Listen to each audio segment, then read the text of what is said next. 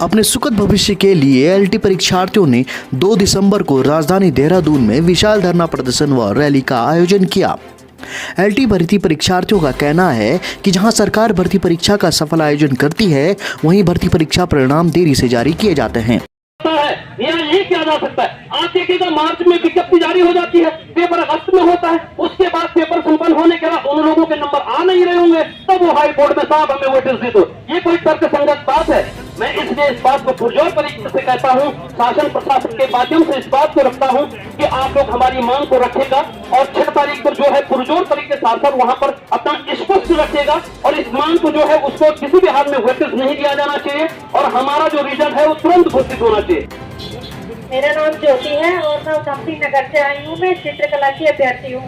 2020-21 वाली भर्ती में भी हमारे साथ बहुत अन्याय हुआ है।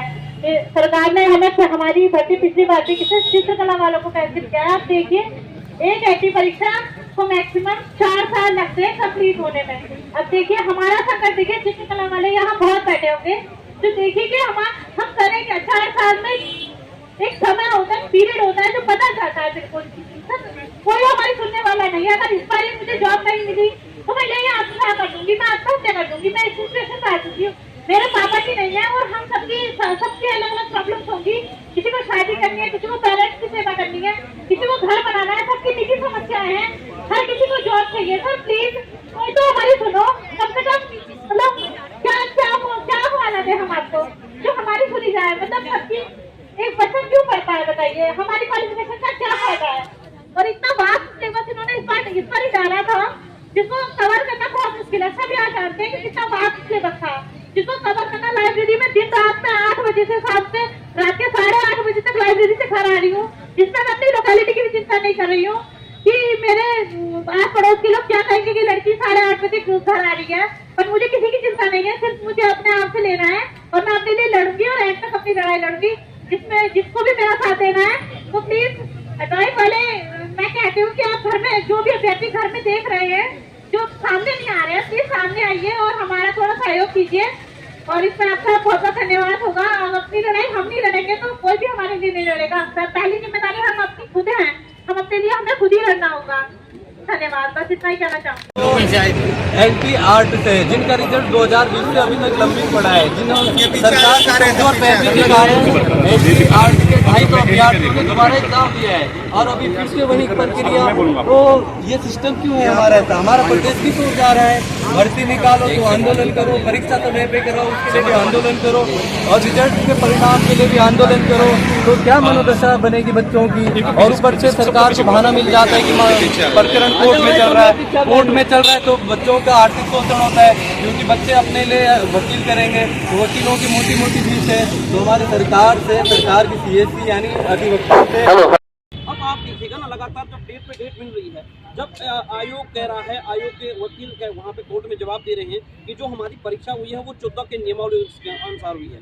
सरकार के वकील वहाँ पे दलील दे रहे हैं 9 की नियमावली के अनुसार हुई है, पेपर जो 14 की नियमावली के अनुसार हो रहा है। ये विरोधाभास क्यों है? ये तो सरकार जानबूझकर, सरकार के वकील और सरकार के दबाव में आकर इस प्रकार के बयानबाजी वहाँ पे करने, हमारे रिजल्ट को जानबूझकर डिले करना चाहते हैं क्योंकि वहाँ पे वो मजबूत तर्क और मजबूत पक्ष नहीं रख रहे हैं। ये यहाँ पे हमारे सोचने की बात है। अब 6 तारीख को फिर सुनवाई है वहाँ पे इस मामले में, इसीलिए आज हम लोगों ने महारैली की। महारैली के माध्यम से हम ये सरकार को ये कहना चाहते हैं कि 6 तारीख को आप जोरदार तरीके से वहाँ पर पैरवी करें और ये कहे कि जो स्पष्ट है, जब 14 की नियमावली के अनुसार हमारा पेपर कराया गया है तो सरकार का वकील वहाँ पे 9 की नियमावली क्यों उल्लेख कर रहे हैं? तो दोनों में विरोधाभास है।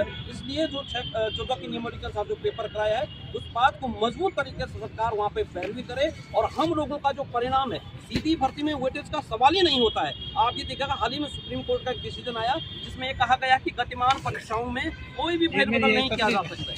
इसके अलावा जो गेस्ट की सेवा शर्त नियमावली है उसमें भी उन लोगों ने साइन कर दी।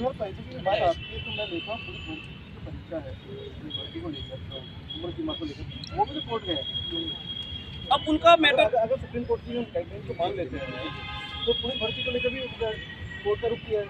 तो ऐसी जो गेस्ट टीचर्स हैं वो भी कोर्ट का रुख किया है। तो ऐसा क्यों लगता है कि जो गेस्ट टीचर्स हैं तो आप उनको सीधा परमानेंट कीजिए, हमें इससे कोई लेना देना नहीं। लेकिन आप सीधी भर्ती में अगर 25 नंबर का वेटेज दोगे, 100 का पेपर होता है, 25 नंबर का आप उन्हें वेटेज दोगे, 18 नंबर को दोगे, तो तैयारी करने वाला बच्चा कहाँ जाएगा? सवाल तो इस बात का है ना।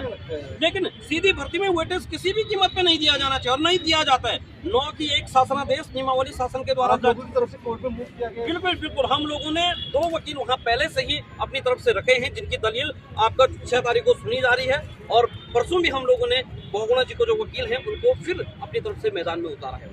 ये सारे लॉजिक्स के साथ, ये सब तथ्यों के साथ बिल्कुल हमारे तथ्य हमारे उसमें हैं पूरे। आप ही देखिए, उनके होने का वही है कि सरकार चाहे तो कैबिनेट में प्रस्ताव लेके इनको आपका संविदा कर्मचारी उस तरह से जा सकते हैं। लेकिन आप सीधी आप सर ये देखिएगा, सीधी भर्ती पर डाका डालने आप ये देखिएगा इसका असर कहाँ पड़ेगा? आने वाले प्रवक्ता भर्ती में ये सीधी कल के दिन उपनल कर्मचारी जो कर्मचारी हुए वो कहेंगे कि भाई हमें भी वेटेज दो, और हम भी क्या करेंगे ओपन भर्ती में ग्रुप सी में भी वेटेज मिल जाएगा। तो कहाँ तैयारी करने वाला जो गरीब का छात्र है, जिसके पास आउटसोर्सिंग के वो जुगाड़ नहीं है, जो नौकरी में भर्ती में शामिल होते हैं, उस लोगों को तो आप इस प्रकार से दरवाजा खोल रहे हैं पक्का करने का। लेकिन जो गरीब पूर्व छात्र है, जो पहाड़ी अंचलों का छात्र है, वो कहाँ जाएगा? रैली के आयोजन स्थल पर सिटी मजिस्ट्रेट के समक्ष परीक्षार्थियों ने ज्ञापन भी सरकार के समक्ष रखा।